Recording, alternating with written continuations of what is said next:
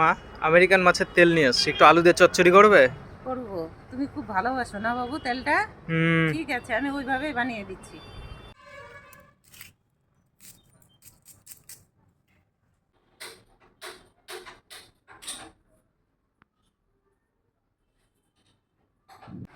কড়াই গরম করতে দিয়েছি। এদিকে মশলা করব, বাটার মধ্যে কাঁচা লঙ্কা, আদা, রসুন বাটনা করব। কড়াই গরম হয়ে গেছে, তেল দিচ্ছি। তেলের মধ্যেই লবণ দিচ্ছি, সামান্য জিরা দিচ্ছি। এগুলো সব বেটে নেব। তেল গরম হয়ে গেছে, তেলগুলো ছেড়ে দিচ্ছি। আমরা ওগুলো কেটে নিই, কড়াইয়ের মধ্যে দিয়ে একটু ভেজে তারপর কাটবো। এভাবে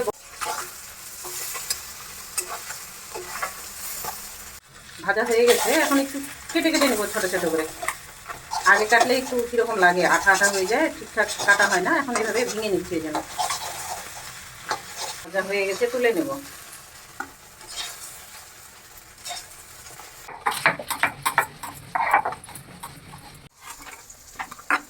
কড়াইয়ে তেল দিচ্ছি আবার। আলুগুলো একটু ভেজে নেব। আলুগুলো ভেজে নিতে হবে। আলুগুলো হয়ে গেছে, তুলে নিচ্ছি ভাজা। এভাবে ভেজে নিয়েছি, সিদ্ধ হয়ে গেছে। ফোড়নে দিচ্ছি কালো জিরা, শুকনো লঙ্কা, পেঁয়াজগুলো দিচ্ছি তেলের উপরে। পেঁয়াজগুলো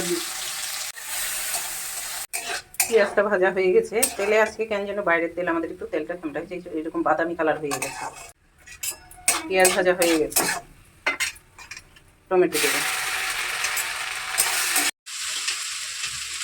মশলাগুলো দিয়ে দিচ্ছি। মশলাগুলো করে রেখেছিলাম, ওগুলো দিয়ে দিলাম। হলুদ, লবণ, লাল লঙ্কার গুঁড়া। মশলার বাটিটা ধুয়ে সামান্য জল দিচ্ছি।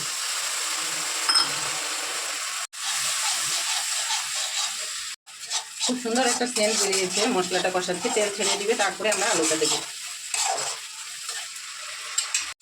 মশলা কষা হয়ে গেছে, এখন আলুগুলো দিয়ে দেবো। ভেজে রেখেছিলাম আলুগুলো দিয়ে দিচ্ছি। আলুগুলো দিয়ে নেড়ে নেব।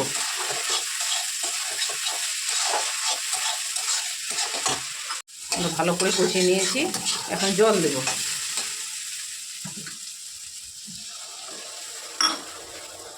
জল দেওয়া হয়ে গেছে, ফুটবে, তারপরে মাছের তেলগুলো ভেজে রেখেছিলাম ওগুলো দিয়ে দিচ্ছি।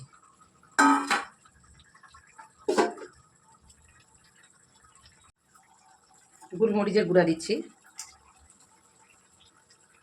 গরম মশলা, গোলমরিচ, গরম মশলা হয়ে গেছে। এখন গ্যাস বন্ধ করে দেবো, নামিয়ে নেব। সামান্য একটু ধনের পাতা উপর দিয়ে ছিটে দিচ্ছি। এইভাবে বানিয়ে দেখবেন, মাছের তেল দিয়ে আর কিছু লাগবে না, ভাত খাওয়া হয়ে যাবে এটা দিয়ে।